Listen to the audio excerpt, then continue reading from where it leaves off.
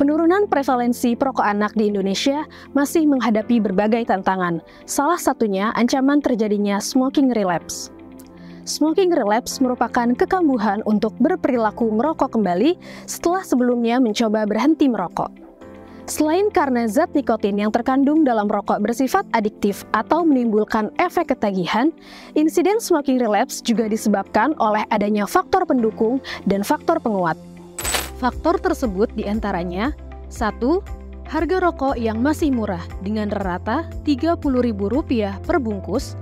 2. Masih diperbolehkannya penjualan rokok secara batangan dengan harga yang sangat terjangkau oleh uang saku anak, yaitu hanya Rp1.500 per batang. 3. Masifnya iklan, promosi, dan sponsorship rokok yang menyasar anak-anak melalui poster, warung rokok, bahkan media sosial. Dan keempat, yang tidak kalah prihatin, saat ini perilaku merokok elektronik marak digandrungi oleh anak dan kaum muda sehingga meningkatkan peluang perilaku merokok dual user. Kondisi smoking relapse pada anak dapat memiliki dampak negatif berupa perilaku merokok lebih lama, penurunan kondisi ekonomi, dan penurunan kondisi kesehatan di masa depan. Melihat masih belum banyaknya studi yang mengeksplorasi pendorong kuat penyebab smoking relapse pada anak di Indonesia, Pusat Kajian Jaminan Sosial Universitas Indonesia atau PKJSUI telah melakukan studi berjudul Faktor Pendorong Kekambuhan Merokok atau Smoking Relapse pada Anak di Indonesia berdasarkan bukti dari Global Youth Tobacco Survey tahun 2006 sampai 2019. Data Global Youth Tobacco Survey merupakan sistem surveillance kesehatan masyarakat kolaborasi bersama World Health Organization dan Centers for Disease Control. Studi ini menggunakan data JYTS di Indonesia multi-tahun, yaitu 2006, 2009, 2014, dan 2019 secara full panel untuk mendapatkan jumlah sampel yang lebih besar. Identifikasi anak yang smoking relapse diperoleh dari pertanyaan pernah mencoba merokok, pernah mencoba berhenti merokok dalam 12 bulan terakhir, dan apakah saat ini sedang menjadi perokok. Dari hasil analisis deskriptif, diketahui bahwa 1. Terdapat tren kenaikan perokok anak dan anak dengan pengalaman merokok per tahun pada 2006 sampai 2019.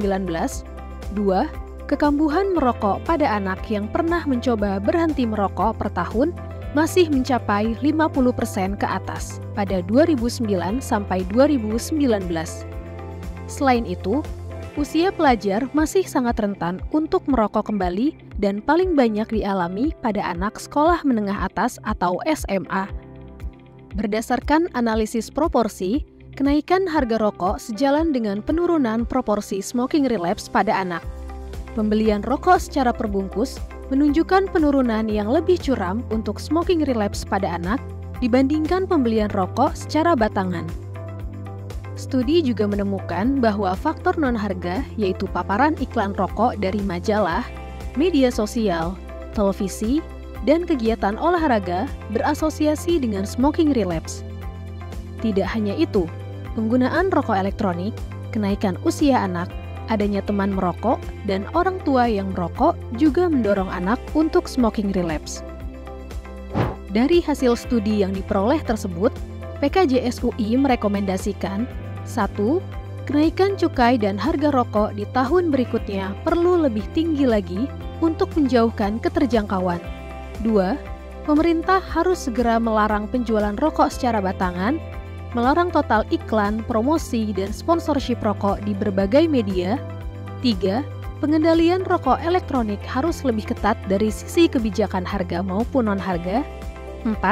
Partisipasi dari pihak sekolah untuk memberikan pengawasan dan sanksi kepada siswa yang kedapatan merokok.